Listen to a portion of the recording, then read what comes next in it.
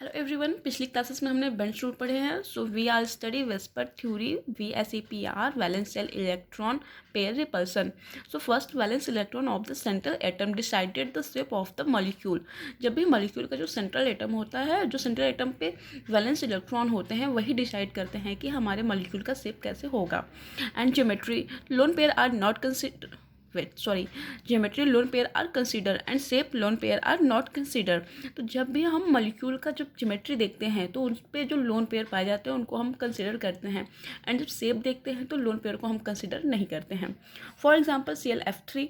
तो ClF3 में क्या है, पहले इसका हम हाइब्रिडाइजेशन निकालते हैं. जब भी ज्योमेट्री निकालनी होती है तो पहले हम हाइब्रिडाइजेशन निकालते हैं. तो यहाँ पे क्या है, क्लोरीन हमारा सेंट्रल एटम है, सो 7 एंड फ्लोरीन 3 है, मोनोवैलेंट है. तो यहाँ पे +3 कैलकुलेट किया, 5 आ गया हमारा trigonal bipyramidal.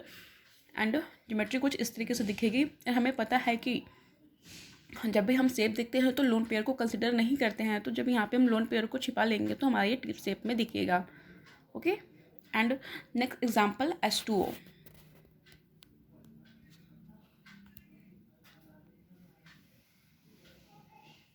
Next example H2O. सो इसका भी हाइब्रिडाइजेशन निकालेंगे तो half, and number of valence electron of the central atom oxygen 6 + 2, hydrogen का 2 आ जाएगा. ओके. एंड कैलकुलेट दिया 4 टेट्राहाइड्रल. ज्योमेट्री हमारी ये रही कुछ इस तरीके से. एंड जब हमें इसका शेप देखना हो तो इन्हें हम छिपा लिए लोन पेयर को, तो ये हमारा बेंड शेप में आ गया. ओके. एंड अब हम रिपल्सन देखेंगे. बिकॉज रिपल्सन क्या क्या मतलब है कि जब भी हम ज्योमेट्री देखते हैं तो उसमें लोन पेयर कंसिडर करते हैं. एंड ज्योमेट्री तो वो लोन पेयर किस एंगल पे रहेगा, कहाँ पे रहेगा कि जो हमारा कंपाउंड है, जो हमारा मॉलिक्यूल है, वो स्टेबल हो सके. तो इसके लिए हम ये देखेंगे कि वो हमारा जो लोन पेयर उसको कहाँ पर रखेंगे. तो यहाँ पे हम पहले ये देख लेते हैं कि ऑर्डर ऑफ रिपल्सन. सो सबसे ज़्यादा लोन पेयर में रिपल्सन होता है. तो ऑर्डर हम देख रहे हैं तो पूरा एक देख लेते हैं. Lone pair, then lone pair pi bond, then lone pair sigma bond, then pi pi, then pi sigma, then sigma sigma, then lone pair bond pair, then pi pi, then pi bond pair, then bond pair. Okay. And कहाँ पे हम रखेंगे कि ये इसमें जो repulsion हो रहा है लोन पेयर में वो कम हो. ओके. जब भी किसी मॉलिक्यूल में अगर 2 लोन पेयर है तो उन दोनों लोन पेयर को हम किस एंगल पे रखें कि उनमें रिपल्सन कम हो. जिससे रिपल्सन कम होगा तो हमारा जो मॉलिक्यूल है, जो हमारा कंपाउंड है, वो स्टेबल होगा. Lone pair tend to occupy the position of maximum angle. जहाँ पे मॉलिक्यूल में मैक्सिमम एंगल होंगे लोन पेयर वहीं पे पाए जाएंगे. Okay. For example trigonal bipyramidal. So trigonal bipyramidal में हमारा 120 इक्वेटोरियल पे एंगल ही होते हैं इस तरीके से, एंड 90 डिग्री भी होते हैं. मतलब ट्राइगोनल बाइपिरामिडल में 2 एंगल पाए जाते हैं, एक 90 डिग्री के, एक मतलब 2 टाइप के एंगल पाए जाते हैं, 90 डिग्री के एंड 120 डिग्री के.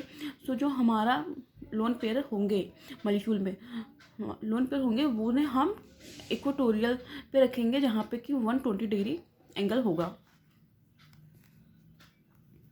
ओके. अब हम देख लेते हैं, जैसे कि ये हमारा है ClF3 का एक ज्योमेट्री यहाँ पे बना रखी है हमने, एक ज्योमेट्री यहाँ पे बना रखी है. Okay. And this is stable and this is not stable. Why? तो रीज़न जान लेते हैं. बिकॉज यहाँ पे देखिए हमारा बॉन्ड एंगल ये है 120 डिग्री, एंड हमने लोन पेयर यहाँ पे रखा है 120 डिग्री के पास. Okay. This is stable and here this is not stable. Why? Because ये 90 डिग्री के पास लोन पेयर रखा गया है, जिससे कि हमारा lone pair and bond pair में रिपल्सन ज़्यादा होगा. So this is not stable. Okay.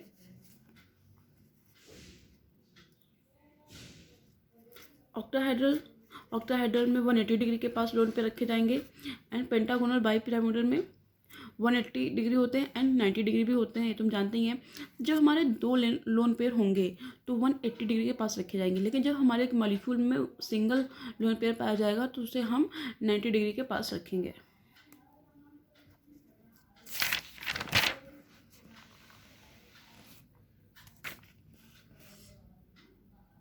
Multiple bond XeO2F4. First of all हम क्या करते हैं कि lone pair first of all हम हाइब्रिडाइजेशन निकालते हैं। तो हाइब्रिडाइजेशन हमने निकाल लिया है। सेंट्रल एटम हुआ ज़ीनोन Xc। सो इसका आउटर मोस्ट में 8 वैलेंस इलेक्ट्रॉन है एंड O2 मोनोवैलेंट तो +2 लिख दिया एंड फ्लोरीन का 4 लिख दिया। हमने कैलकुलेट किया, हमारा 6 आ गया। सो हमारी ज्योमेट्री कुछ इस तरीके से बन गई है। ओके, अब देखिए यहाँ पे हमने, अब यहाँ पे तो लोन पेयर तो है नहीं, लेकिन क्या है, मल्टीपल बॉन्ड है। तो पाई बॉन्ड में भी तो रिपल्सन होगा। तो पाई बॉन्ड को भी हम इस तरीके से रखेंगे कि इनमें रिपल्सन कम हो, जिससे कि हमारा जो मॉलिक्यूल हो वो मोर स्टेबल हो।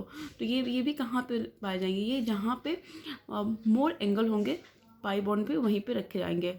ओके, जैसे here and here 180 degree and अगर यही इसी ऑक्सीजन को हम यहाँ रख दिए होते तो ये हमारे यहाँ से कुछ 90 डिग्री का एंगल बनेगा।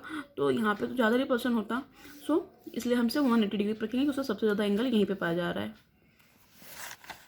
एंड यहाँ देख लीजिए, यहाँ 90 डिग्री के पास रख दिया गया है। So this is not stable and this is wrong. Okay, क्यों रॉन्ग हुआ, क्योंकि यहाँ पे 90 डिग्री के पास रख दिया गया, यहाँ पे मोर रिपल्सन हो रहा है। This is not stable, reason बता दिया है।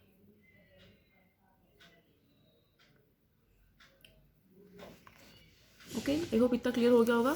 नेक्स्ट देखते हैं, साइज एंड इलेक्ट्रोनेगेटिविटी क्या इफेक्ट करता है बॉन्ड एंगल पे, करता है तो कैसे करता है। ओके, तो साइज क्या, साइज किसी भी मॉलिक्यूल में सेंट्रल एटम भी होते हैं, सराउंडिंग एटम भी होते हैं। ओके, अगर सेंट्रल एटम का साइज बढ़ रहा है तो क्या हो रहा है, अगर सराउंडिंग एटम का साइज बढ़ रहा है तो क्या हो रहा है, ये देखते हैं। Size of surrounding atom proportional bond angle. अगर साइज सराउंडिंग एटम का बढ़ेगा तो बॉन्ड एंगल भी बढ़ेगा हमारा। सराउंडिंग एटम क्या है, ये है, हियर दिस ये हमारे सराउंडिंग एटम है एंड सराउंडिंग एटम का साइज़ बढ़ेगा तो बॉन्ड एंगल बढ़ेगा। अब हमें पता है कि हाइड्रोजन और क्लोरीन में साइज़ किसका बड़ा होगा, तो कॉमन है क्लोरीन का ही बड़ा होगा। जब क्लोरीन का ही साइज़ ये बड़ा होगा तो अब देखिए साइज़ बड़ा होने की वजह से बॉन्ड एंगल कैसे बड़ा होगा, जब ये साइज़ हमारा बड़ा होगा तो ये एंड ये दोनों पास होंगे। जब पास होंगे तो इनमें रिपल्सन बहुत ज़्यादा होगा। जब ये रिपल्सन ज़्यादा होगा तो ये दूर जाएंगे और दूर जाएंगे तो बॉन्ड एंगल हमारा ज़्यादा बनेगा। एंड हाइड्रोजन है, ये छोटे हैं तो ये इनमें रिपल्सन नहीं होगा, तो रिपल्सन नहीं होगा तो बॉन्ड एंगल नहीं बढ़ेगा। क्लियर, एक बार फिर से बता देती हूँ, size of surrounding atom proportional bond angle. ऐसा क्यों हो रहा है कि जब भी हमारा ये साइज़ बड़ा होगा तो ये साइज़ बड़े होंगे तो ये पास होंगे, पास होने की वजह से रिपल्सन ज़्यादा होगा, रिपल्सन होने की वजह से ये दूर जाएंगे, जिससे कि हमारा बॉन्ड एंगल ज़्यादा हो जाएगा। And size of central atom inversely proportional bond angle. अगर साइज सेंट्रल एटम का बड़ा होगा तो बॉन्ड एंगल हमारा छोटा होगा। साइज अगर सेंट्रल एटम का बड़ा होगा तो बॉन्ड एंगल छोटा होगा। अब ये कैसे हो रहा है, देखिए ये साइज हमारा छोटा है। ओके, जब ये छोटा है तो यहाँ पे जो बॉन्ड है ये पास बनेंगे। जब पास बनेंगे तो रिपल्सन ज़्यादा होगा, और रिपल्सन ज़्यादा होगा तो ये दूर जाएंगे, जिससे कि हमारा बॉन्ड एंगल ज़्यादा हो जाएगा। एंड ये दूर है तो ये बॉन्ड्स भी दूर ही रहेंगे, जिससे इसमें रिपल्सन ही कम होगा। तो इनका जैसे रहेंगे वैसे ही रहेंगे। ओके, तो θ1 बॉन्ड एंगल ग्रेटर देन θ2। ये तो हो गया हमारा साइज का केस। अब इलेक्ट्रोनेगेटिविटी का केस देखते हैं कि इलेक्ट्रोनेगेटिविटी कैसे इफेक्ट करती है बॉन्ड एंगल पे। तो सेंट्रल एटम की भी इलेक्ट्रोनेगेटिविटी होगी एंड सराउंडिंग एटम की भी होगी। Electronegativity of central atom proportional bond angle. अगर इलेक्ट्रोनेगेटिविटी सेंट्रल एटम का इंक्रीज करेगा तो बॉन्ड एंगल भी इंक्रीज करेगा।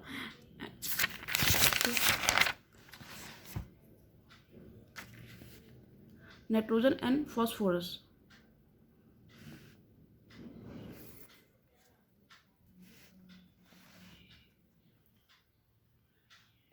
electronegativity of central atom increase and bond angle increase, and electronegativity of the surrounding atom inversely proportional bond angle.